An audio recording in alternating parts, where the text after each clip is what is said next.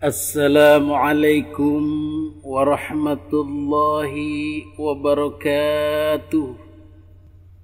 Alhamdulillah hamdan wa syukran ala ni'amillah. Salatan wa salaman ala rasulillah Sayyidina Muhammadin ibn Abdillah wa man tabi'ahu wa mawalah, amma ba'du. Hadirin para netizen yang dimuliakan Allah Subhanahu wa ta'ala, pada kesempatan kali ini kita akan membedah atau meneliti atau menguliti nasab Ba'alawi kembali. Kenapa kita, terutama Kiai Haji Imaduddin, begitu semangat menguliti atau meneliti nasab Ba'alawi ini? Karena dia merupakan sebuah tamasya sejarah yang menyenangkan. Kenapa menyenangkan? Karena banyak kejutan-kejutan. Banyak peristiwa-peristiwa wow. Masya Allah, Subhanallah, Alhamdulillah, sampai astagfirullah. Ada apa rupanya? Ya, karena penuh dengan keganjilan, keanehan, dan tanda tanya. Itulah yang membuat orang begitu bersemangat. Kenapa rupanya bersemangat? Karena sebelumnya kan ada tantangan. Orang yang berkoar-koar, yang membangga-banggakan, yang menjadikan itu sebagai alat menguasai orang, apa itu nasab? Ternyata setelah dibedah rapuh. Itulah ciri bragging atau menggertak, atau dalam bahasa Indonesia apa tuh? Tong kosong nyaring bunyinya. Itu peribahasa itu tidak pernah bohong. Jadi kalau yang digembar-gemborkan dengan keterlaluan, itu biasanya kosong. 99% kosong. Jadi orang-orang yang sombong itu biasanya kosong. Mereka menambal dengan kata-kata, menambal dengan image, menambal dengan pencitraan. Ada satu lagi peribahasa yang menggambarkan adalah, tirulah ilmu padi, semakin berisi semakin merunduk. Jadi kalau orang yang benar itu tidak cablak, tidak ndabrus, tidak banyak omong, itu ada isinya. Seperti padi yang banyak isinya, yang berkualitas pasti merunduk, nunduk. Sementara yang tidak ada isinya pasti tengada, menunjuk ke langit. Betul? Jadi dua peribahasa itu bukan sembarangan peribahasa, tetapi memang penuh arti dan nyata. Makanya kenapa menjadi peribahasa. Setelah mengetahui tong kosong nyaring bunyinya tentang nasab Ba'alawi ini, ada lagi satu tong kosong yang nyaring bunyinya tentang salah satu leluhurnya. Siapa itu? Rupanya beliau Faqih Muqaddam atau Muhammad bin Ali Ba'alawi. Jadi kenapa Faqih Muqaddam ini menjadi sasaran pemburuan person untuk diteliti lagi? Karena digembar-gemborkan digembar-gemborkan keterlaluan. Jadi di kalangan Ba'alawi ini Faqih Muqaddam itu seperti dipuja-puja, seperti waliullah di atas wali-wali Allah, seperti berkaromah, seperti orang yang tiada tandingannya. Bahkan untuk intern Ba'alawi lebih hebat daripada Syekh Abdul Qadir Al-Jailani. Jadi beliau itu dijuluki sebagai faqih al-muqaddam. Faqih itu berarti ahli fikih, orang yang faham tentang fikih al-muqaddam yang utama. Atau Kiai Haji Imaduddin menyebutnya rajanya ahli fikih. Masya Allah. Juga digelari oleh para ba'alawi lainnya sebagai al-ustadz al-a'zam, guru besar. Padahal tidak ada ulama lainnya yang bergelar guru besar. Kemudian bergelar pula al-muhaddits, ahli hadis. Jadi mungkin saingannya Imam Bukhari Muslim.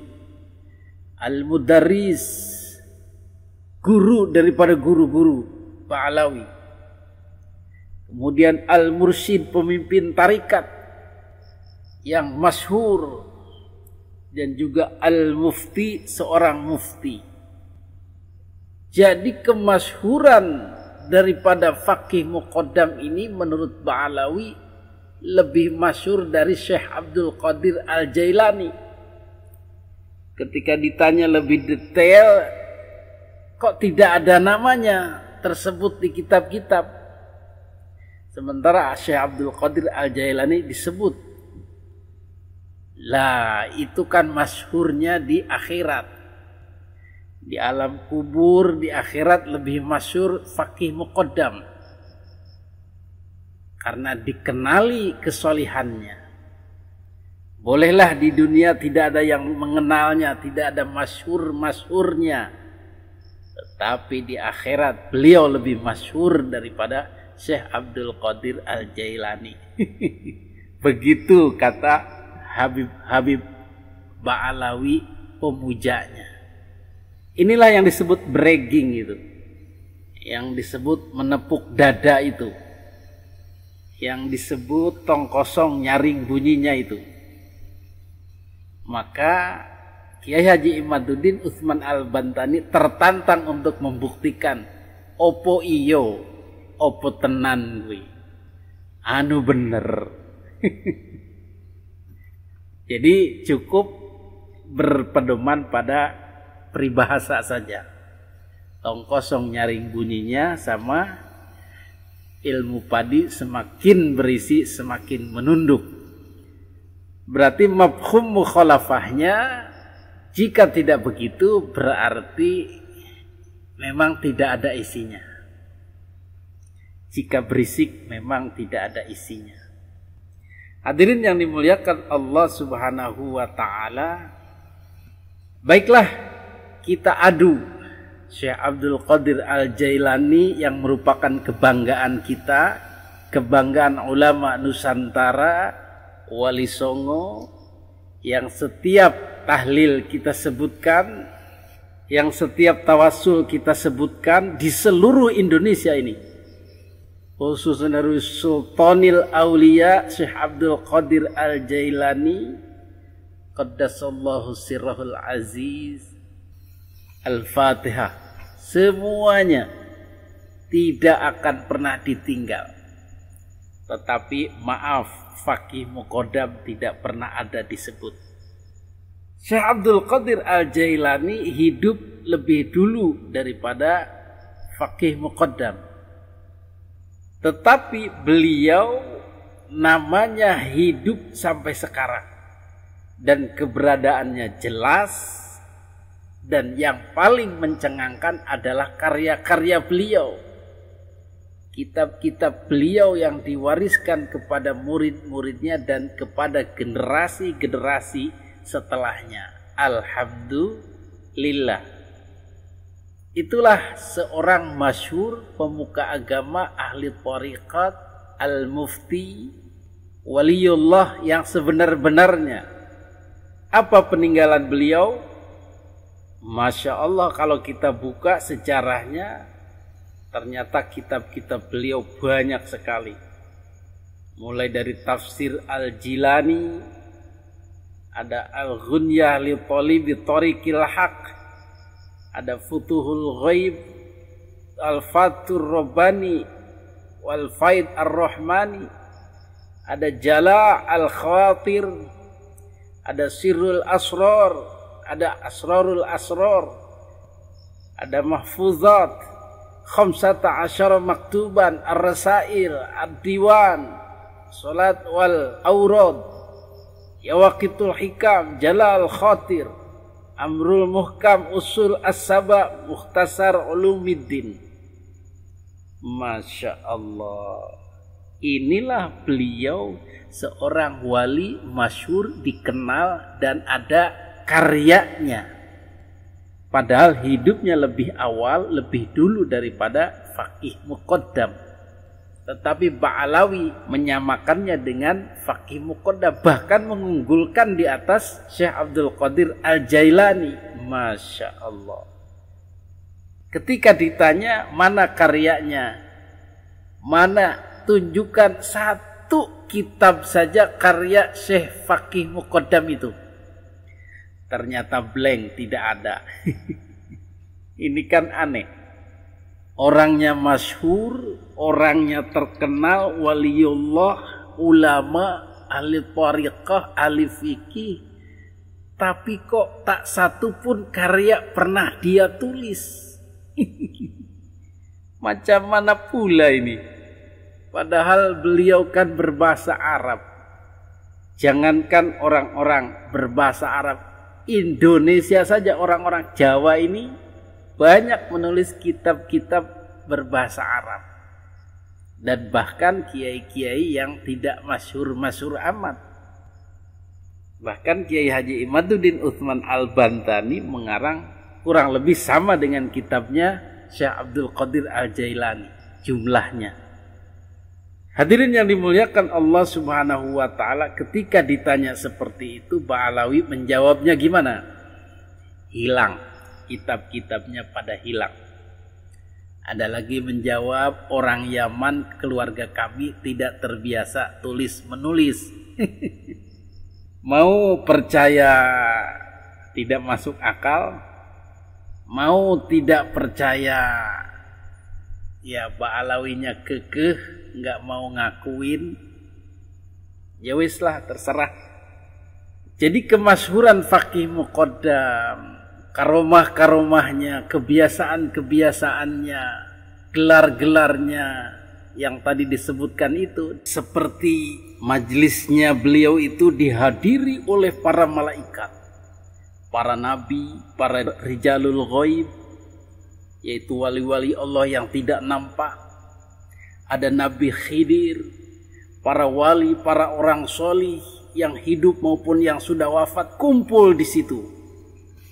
Kemudian wali-wali di sana, orang-orang alim di sana tidak akan mensolati jenazah ketika Faqih Muqaddam belum datang, atau ketika Faqih Muqaddam mau mensolatinya. Tapi ketika tidak mau mensolatinya, maka seluruh ulama, seluruh para wali pun tidak akan mensolati. Maka cerita-cerita itu terus dikarang. Dari mana munculnya? Dari Habib Ali Asy-Syakron yang mengarang kitab Al-Burqatul Musiqah itu. Di situ ada keterangan Faqih Muqaddam ini gini. Ilmunya gini. Karomahnya gini. Terus dia tuliskan di kitabnya itu. Tetapi referensinya tidak ada, kemana dia merefer, menukilnya dari kitab mana, keterangan dari siapa, tidak ada. Jadi kan itu tradisi keilmuan yang aneh juga. Orang mengarang kitab sejak zaman dulu itu pasti ada daftar isi, ada bab, pasal-pasal, ada pula referensi. Jadi tradisi keilmuan, disertasi, skripsi, tesis itu sudah diawali oleh tradisi keilmuan muslim. Jadi mau tidak mau di dalam skripsi lah yang sederhana harus ada referensi. Kitab apa yang digunakan, menukil di halaman berapa, itu pasti dikasih tahu referensinya. Tetapi Habib Ali Asy-Syakron mengarang kitab saenake dhewe. Sing penting aku ngarang kitab, aku tak tulis apa yang ku mau, ku tulis yang ku mau. Akhirnya dia menulis apapun yang ada dalam pikirannya atau cerita-cerita yang ia dengar dari orang-orang, dari keluarga besarnya, ditulis di sana, dan tidak ada referensi ke kitab manapun yang sejaman dengan Faqih Muqaddam atau yang dekat-dekat dengannya. Ini hasil penelitian dari Kiai Haji Imaduddin Utsman Al-Bantani. Alhamdulillah. Ini kalau tidak ada Kiai Haji Imaduddin, kita nggak tahu. Kitab Al-Burqatul Musiqah itu luar biasa jadinya. Bahkan oleh kiai-kiai NU pun bakal dianggap luar biasa. Hadirin yang dimuliakan Allah Subhanahu wa taala, demikian pelajaran kita kali ini tentang dua peribahasa asli Nusantara ya. Bukan peribahasa dari Arab atau dari Yaman. Tong kosong nyaring bunyinya, dan ilmu padi semakin berisi semakin merunduk. Itulah pedoman untuk melakukan penelitian tentang Ba'alawi. Insya Allah akan didapatkan kesimpulan yang sejalan dengan peribahasa tersebut. Hadanallah wa iyyakum ajma'in. Assalamualaikum warahmatullahi wabarakatuh.